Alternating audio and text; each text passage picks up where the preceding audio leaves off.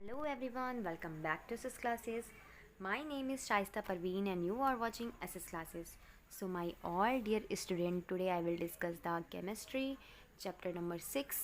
This is a part 2 of chapter number 6 class 7 ICSE board और आज का topic होने वाला है हम लोग का कैरेक्टरिस्टिक ऑफ केमिकल रिएक्शन। हम लोग का चैप्टर का नाम ही यही था, कैरेक्टरिस्टिक ऑफ केमिकल रिएक्शन। और इसमें उस दिन हम लोगों ने जब हमने फर्स्ट पार्ट में बहुत सारी चीज़ों को डिस्कस कर लिया था। अगर आपने वो वीडियो नहीं देखा है तो मैं इस वीडियो के डिस्क्रिप्शन बॉक्स में आपको वो लिंक दे दूँगी, आप उसे जाकर पहले देख लीजिएगा पार्ट 1 को और फिर देन इस पर आइएगा। तो आज हम लोग बात करेंगे अपने 3 यानी कि थर्ड कैरेक्टरिस्टिक फीचर की, which is the formation of precipitate. ठीक है, सो कैसे होता है फॉर्मेशन ऑफ प्रेसिपिटेट और प्रेसिपिटेट क्या होता है, ये सारी चीज़ें हम लोग आज डिस्कस करेंगे केमिस्ट्री के इस टॉपिक में, इस वीडियो में।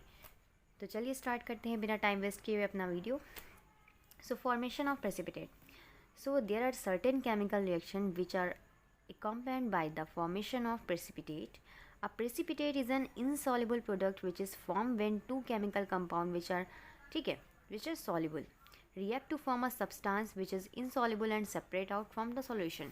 प्रेसिपिटेट में आपको पढ़ने से ही समझ में आ रहा होगा कि ये जो होता है दो कंपाउंड का या दो केमिकल का क्या होता है, रिएक्शन होता है जिसमें दो कंपाउंड जो होते हैं वो आपस में क्या होते हैं, एक सॉल्युबल होता है एक इनसॉल्युबल होता है। लुक एट दिस पिक्चर, यहाँ पर देखिए ये ब्लू प्रेसिपिटेट का फॉर्मेशन हो रहा है, कॉपर हाइड्रोक्साइड जो होता है बन रहा है mixing sodium hydroxide and copper sulphate. तो आपने प्रेसिपिटेट का मतलब मैं आपको बताती हूँ। प्रेसिपिटेट का मतलब होता है एक पाउडरी सब्सटेंस। ठीक है, क्या होता है, एक पाउडरी सब्सटेंस। आपने पाउडर देखा होगा, आपने नवरत्न कूल पाउडर देखा होगा, अपना नॉर्मली पॉन्ड्स पाउडर देखा होगा। आप उसको कभी भी किसी भी ठीक है वाटर में मिलाने की कोशिश करिएगा, तो वो किसी भी लिक्विड में मिलाने की कोशिश करिएगा, उसे आप जब मिलाएंगे तो वो नहीं मिलेगा, एक पाउडरी सब्सटेंस जो है उसमें नीचे बैठ जाएगा। तो वो पाउडरी सब्सटेंस को ही जो कि उस कंपाउंड में नहीं मिल रहा है, किसी केमिकल रिएक्शन में नहीं मिल रहा है, वो अलग से अपना एक जो है कैरेक्टरिस्टिक फीचर शो कर रहा है उसमें ना मिल करके, उसी को हम लोग बोलते हैं प्रेसिपिटेट। ठीक है, जैसा कि आप लोग को इस डायग्राम में दिखाई दे रहा है कि ब्लू प्रेसिपिटेट जो है कॉपर हाइड्रोक्साइड का बन रहा है, उसको किसको मिलाने पर, sodium hydroxide and copper sulphate को मिलाने पर एक ब्लू कलर का प्रेसिपिटेट मिल रहा है, जो कि इसमें बिल्कुल भी घुल नहीं रहा है। आपको यहाँ पर ये हल्का सा डार्क, मैं इसको जूम करके दिखाती हूँ आपको ये हल्का सा ये डार्की सब्सटेंस दिखाई दे रहा है ना, ये डार्की पाउडर, ये पाउडर सब्सटेंस, यही हमारा क्या है, प्रेसिपिटेट है। ठीक है, यही हमारा क्या है, प्रेसिपिटेट है। फॉर एग्जाम्पल चलिए हम लोग आते हैं अपने एग्जाम्पल पे। आपको प्रेसिपिटेशन समझ में आ गया क्या है, फिर से बता देती हूँ कि जब क्या होता है कि प्रेसिपिटेट जो होता है एक इनसॉल्युबल प्रोडक्ट होता है जिसमें दो केमिकल कंपाउंड जो होते हैं, एक तो सॉल्युबल और एक इनसॉल्युबल, जब रिएक्ट करते हैं तो उसमें से एक सब जो हमारा इनसॉल्युबल होता है सॉल्यूशन जो होता है वो सेपरेट हो जाता है। ठीक है, वो अलग से दिखाई देता है, बस इतनी सी बात है। ठीक है, तो चलिए एग्जांपल देखते हैं कि when a solution of sodium hydroxide, जो कि यहाँ पर दिया गया है कि जब हम सोडियम हाइड्रोक्साइड के सॉल्यूशन को मिक्स करते हैं तो कॉपर सल्फेट जो होता है deep blue precipitate copper hydroxide के साथ फॉर्म होता है। यहाँ पर हमने क्या किया, सोडियम हाइड्रोक्साइड को जो कि कलरलेस था, जिसमें कोई कलर नहीं था, ठीक है, और कॉपर सल्फेट जो कि लाइट ब्लू कलर का था, उन दोनों को मिक्स किया हम लोगों ने। तो हुआ क्या कि कॉपर हाइड्रोक्साइड जो है उसके साथ मिलकर के क्या क्या बना लिया, सोडियम हाइड्रोक्साइड और कॉपर सल्फेट मिलकर के कॉपर हाइड्रोक्साइड बना लिया, जो कि पहले लाइट ब्लू था अब वो गाढ़ा ब्लू हो गया, है ना। लेकिन जिसका जो प्रेसिपिटेट है वो कलरलेस हो जाएगा एंड सोडियम सल्फेट जो है वो बाहर फिर दिखाई देगा हम लोग को। नेक्स्ट एग्जाम्पल है, देखिए, when clear solution of lead nitrate and potassium iodide are mix. जब हम लोग एक क्लियर सॉल्यूशन को लेड के ठीक है, लेड मतलब पीबी को, नाइट्रेट को एंड पोटेशियम आयोडाइड को मिक्स करेंगे तो आपस में मिक्स होने के बाद एक गोल्डन येलो कलर का जो है प्रेसिपिटेशन का फॉर्मेशन कर देगा।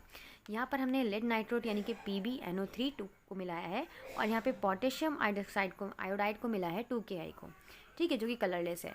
जब इन दोनों को मिलाएंगे तो क्या बनेगा, येलो कलर का प्रेसिपिटेट का फॉर्मेशन होगा जिसे हम लोग लेड आयोडाइड बोलेंगे एंड कलरलेस पोटेशियम नाइट्रेट जो है इसमें रह जाएगा। अब यहाँ पर देखिए इसमें भी डायग्राम दिया हुआ है, आपको जूम करके मैं दिखाती हूँ आपको, एक मिनट।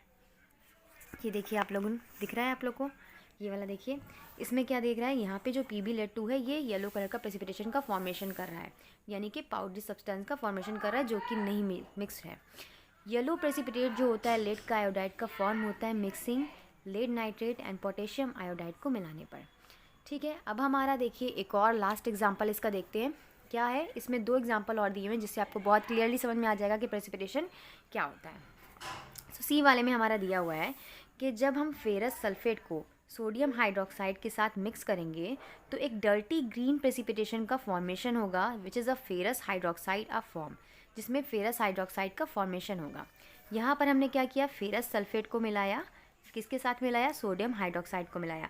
मैंने उस दिन आप लोग को सिंबल का यूज़ बताया था कि जो प्लस है इसका मतलब क्या है, ये दोनों आपस में मिल रहे हैं, और ये जो एरो का निशान इस तरीके से जा रहा है यानी कि इन दोनों से मिलने के बाद ये वाला जो सब्सटेंस है वो फॉर्मेशन हो रहा है उसका, वो बन रहा है, ठीक है, और प्लस ये बन रहा है। और ऊपर नीचे कहीं भी अगर गैसेस वगैरह या फिर रिएक्शन कर रही हैं या फिर कहीं पर निकल रही हैं तो मैंने आपको सिंबल उसका मैं दे दूंगी, बता दूंगी, ठीक है, नेक्स्ट वीडियो में जब आप लोग केमिकल इक्वेशन पढ़ोगे। अभी फ़िलहाल आप लोग के लिए इतनी जानकारी इनफ है कि यहाँ पर क्या हो रहा है कि 2 सब्सटेंस आपस में मिल रहे हैं और फिर नए कंपाउंड का फॉर्मेशन कर ले रहे हैं, एंड देन फिर जो भी निकल रहा है या बन रहा है मैं आपको बताती चलूँगी वीडियो में, ठीक है। तो यहाँ पर हमने क्या देखा कि फेरस सल्फेट को मिलाने पर सोडियम हाइड्रोक्साइड क्या बन रहा है, सोडियम सल्फेट बन रहा है, ठीक है। आप लोग को इसके फॉर्मूले जो है वो लर्न कर लेने हैं, जैसे फेरस सल्फेट FeSO4 को मिलाने पे किसके साथ, सोडियम हाइड्रोक्साइड यानी कि NaOH को मिलाने पर, इन दोनों को मिलाएंगे तो सोडियम सल्फेट का फॉर्मेशन होगा, एंड FeS2 फेरस हाइड्रोक्साइड जो है डर्टी ग्रीन कलर का प्रेसिपिटेट का फॉर्मेशन कर लेगा।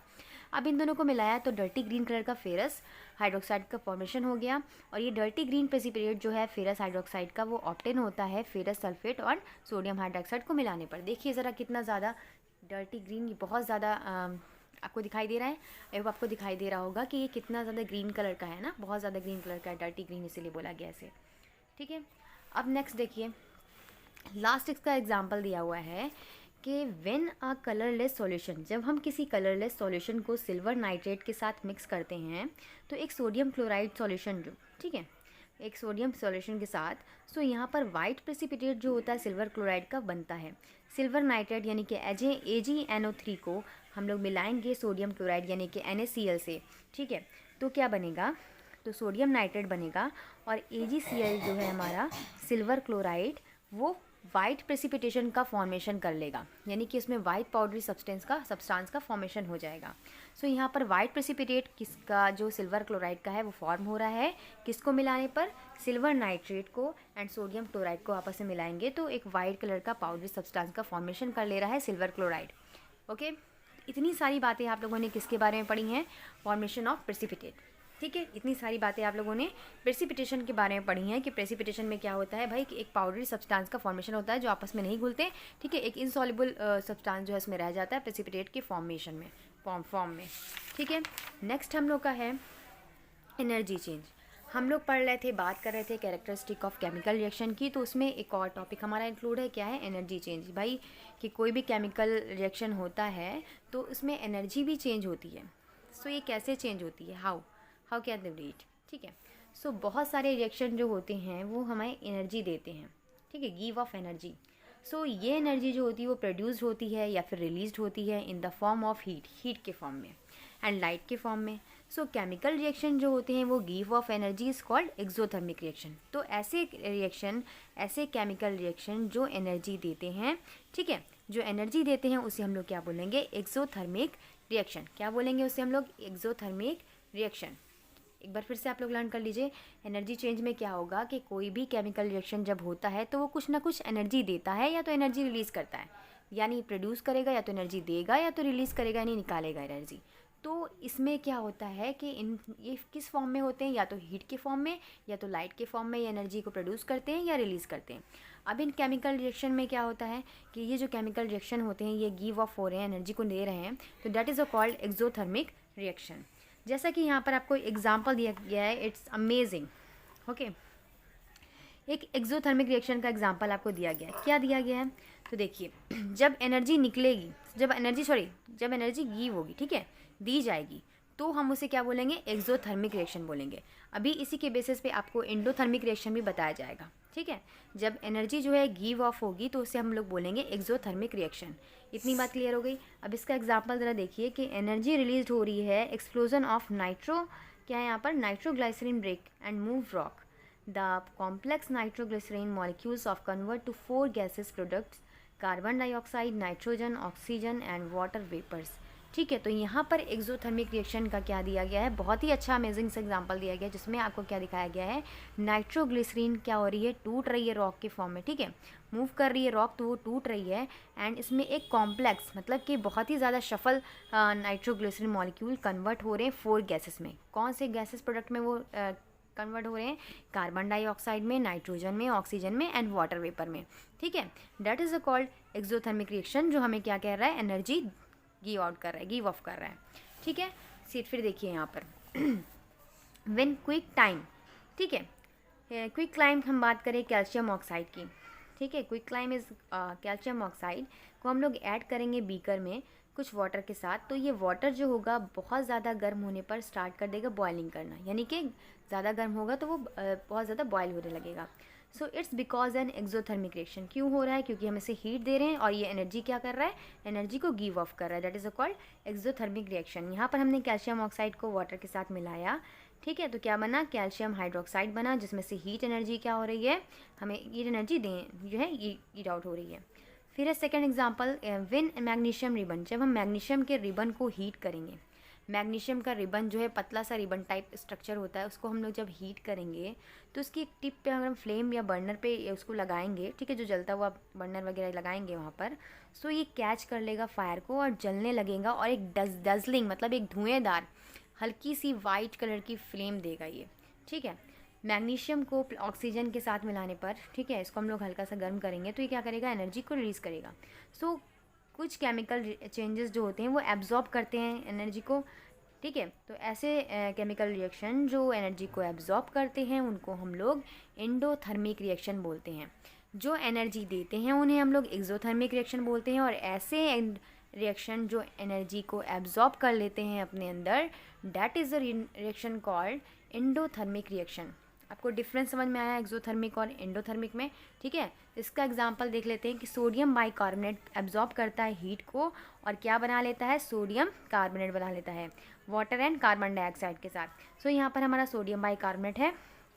ठीक है, ये क्या कर रहा है, हीट एनर्जी को, ठीक है, हीट एनर्जी को एब्जॉर्ब कर रहा है, इसको मिला रहे हैं तो फिर वो क्या बना रहा है, सोडियम बाइकार्बोनेट, सोडियम कार्बोनेट बना ले रहा है, Na2CO3 बना ले रहा है, जिसमें से स्टीम गैस के रूप में H2O निकल रही है और कार्बन डाइऑक्साइड रिलीज हो रही है।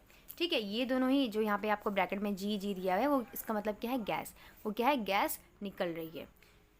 ठीक है, आप लोगों ने एनर्जी चेंज में पढ़ लिया। एनर्जी चेंज में आप लोगों ने क्या पढ़ा कि 2 टाइप के रिएक्शन होते हैं, एक तो होता है एक्सोथर्मिक रिएक्शन जिसमें एनर्जी क्या होती है, गिव ऑफ होती है, और एक होता है एंडोथर्मिक रिएक्शन जिसमें एनर्जी का एब्जॉर्प्शन होता है। इतनी बात आपको समझ में आ गई। चलिए अब हम लोग अपना जो नेक्स्ट वाला वीडियो है उसमें हम लोग इसके आगे के पार्ट को देखेंगे, जिसमें हम लोग पढ़ेंगे कि स्टेट में कैसे चेंज होता है, और फिर बहुत सारे कैटलिस्ट होते हैं उसके बारे में हम लोग डिस्कस करेंगे। तो ये सारी चीज़ों को हम लोग नेक्स्ट पार्ट में डिस्कस करेंगे। अगर आपको मेरी वीडियो थोड़ी सी भी पसंद आई हो या फिर आपको अच्छी लगे तो इसे लाइक कीजिएगा, अपने फ्रेंड के साथ ज़रूर शेयर कीजिएगा। Thank you, keep watching.